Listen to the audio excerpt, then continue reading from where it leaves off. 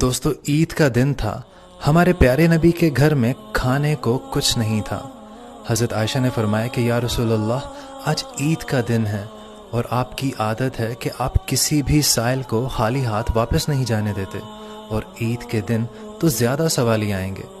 آپ صلی اللہ علیہ وسلم حضرت عائشہ کی پریشانی کو سمجھ گئے۔ آپ اٹھے، آپ نے وضو فرمایا اور مسجد کی طرف تشریف لے گئے۔ کچھ ہی دیر بعد جب واپس آئے تو آپ نے دیکھا کہ حضرت عائشہ بلا جھجک اناج تقسیم کر رہی ہیں۔ تو آپ نے پوچھا کہ یہ اناج کہاں سے آیا ہے اور کیا باقی ازواج مطہرات کا حصہ نکالا گیا ہے؟ تو حضرت عائشہ نے فرمایا کہ یا رسول اللہ، یہ سارا اناج حضرت عثمان نے بھیجا ہے، اور باقی ازواج مطہرات کے گھر بھی برابر مال یعنی 11 اونٹ اناج کے لدے ہوئے بھیجے ہیں۔ تو حضور پاک کی آنکھوں سے خوشی سے آنسو آ گئے، اور آپ نے فرمایا کہ یا اللہ، میں عثمان سے راضی ہوں، آپ بھی حضرت عثمان سے راضی۔ ارے بھائی، میں سنا تیری ماں کی طبیعت خراب تھی، اب کیسی ہے؟ ابھی ٹھیک ہے بھائی، ابھی تو اناتھ آشرم سے آ رہا ہوں۔ تو نے تیری ماں کو اناتھ آشرم میں رکھا ہے؟ یہ تو اپنے گھر پہ رکھا ہے۔ بھائی میری کیا اتنی اوقات ہے کہ میں اپنی ماں کو گھر میں رکھوں؟ بھائی میری کیا اتنی اوقات ہے کہ میں اپنی ماں کو گھر میں رکھوں؟ بلکہ میری ماں نے مجھے گھر میں رکھا ہے۔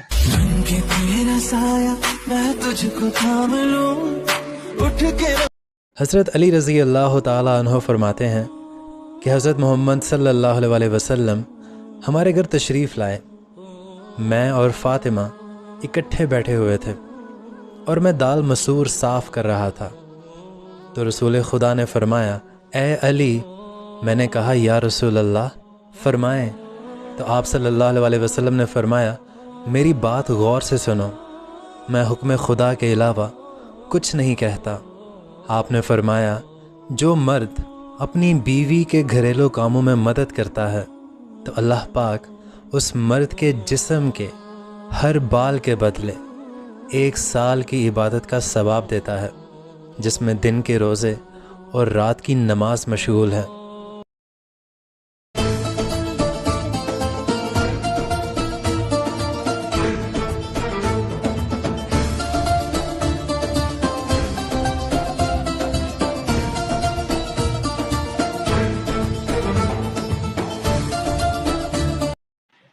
گزر گئے، اللہ کے رسول صلی اللہ علیہ وسلم مسجد نبوی میں کہیں نظر نہیں آ رہے تھے۔ صحابہ اکرام آپ کو ڈھونڈنے کے لیے نکلے۔ ڈھونڈتے ڈھونڈتے جب پہاڑ کی جانب گئے تو وہاں ایک چرواہے سے پوچھا کہ کیا تم نے میرے نبی کو دیکھا ہے؟ چرواہے نے کہا، میں تو نہیں جانتا کہ آپ کا نبی کون ہے، پر اتنا جانتا ہوں کہ 3 دن سے ایک بندہ اس غار میں رو رہا ہے، اور اس کے رونے میں اتنا درد ہے کہ ان کے ساتھ میری بکریاں بھی رو رہی ہے، اور 3 دن سے میری بکریاں چارہ نہیں کھا رہی ہے۔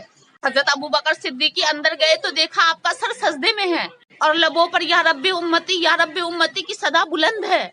اللہ اکبر، کوئی ایسا محبت کرنے والا ڈھونڈ کر تو لائے۔ حضرت ابو بکر صدیقی کے لاکھ کوشش کرنے کے باوجود اللہ کے رسول نے اپنا سر مبارک کو سجدے سے نہ اٹھایا۔ حضرت علی رضی اللہ تعالیٰ عنہ نے کہا، یا رسول اللہ، اپنے سر مبارک کو سجدے سے اٹھائیے۔ پھر بھی آپ نے سر مبارک کو نہ اٹھایا۔ اللہ اکبر، قربان جاؤں اپنے نبی پر جو کہتے تھے کہ میرے امتی کے پیر میں ایک کانٹا بھی چبھے تو اس کا درد۔ اسکپ نہ کرنا، آقا کی شان سنتے جانا، اور اگر ہے آقا سے محبت تو ایک کامنٹ ضرور کرتے جانا۔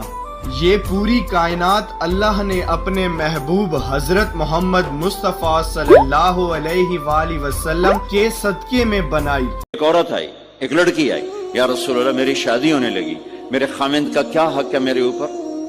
دونوں طرف کی میرے نبی نے زندگی سکھائی۔ میرے نبی نے فرمایا، تیرے خامند کے جسم پہ پھوڑے نکل آئیں، پھوڑوں میں گندا پانی جمع ہو جائے، پیپ جمع ہو جائے، اور تو زبان سے چاٹ چاٹ کے اس کے زخموں کو دھوئے، تو بھی تو نے اپنے خامند کا حق ادا نہیں کیا ہے۔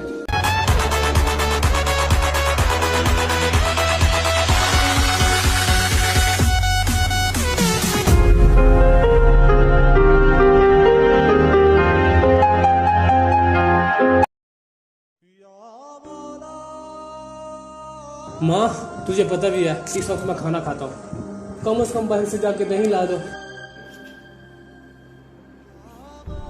میں نہیں لینے جاتا ہوں، جن کو میں نے بولا وہی جائیں گے، تو چپ کر کے بیٹھ۔ کیوں ماں کو مشکل میں ڈال رہے ہو؟ چھوٹو بیٹا نا، چھوٹو لے آئے گا۔ تم چپ کرو، جس کو بھیج رہا ہوں جانے دو ان کو۔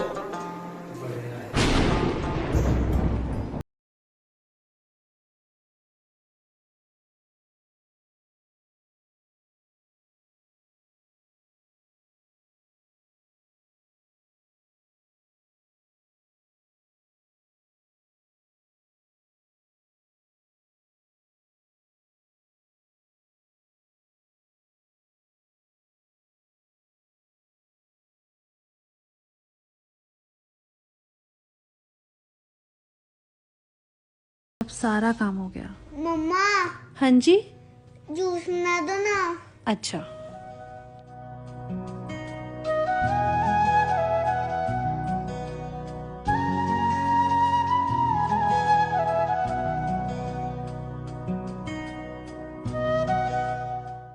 پاپا.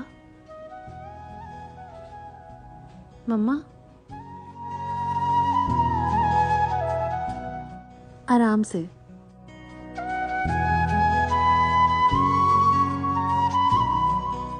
مما ساتھ میں چپس بھی لے آؤ نا.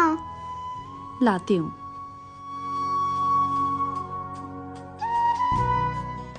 یہ لو آپ کے چپس. کیا فرق پڑتا ہے, تھوڑا سا پانی ملا لیتی ہوں, ٹیسٹ تو وہی رہے گا. اس دنیا میں بنا سوارتھ کے پیار صرف ماں ہی کر سکتی ہے. ڈیڈی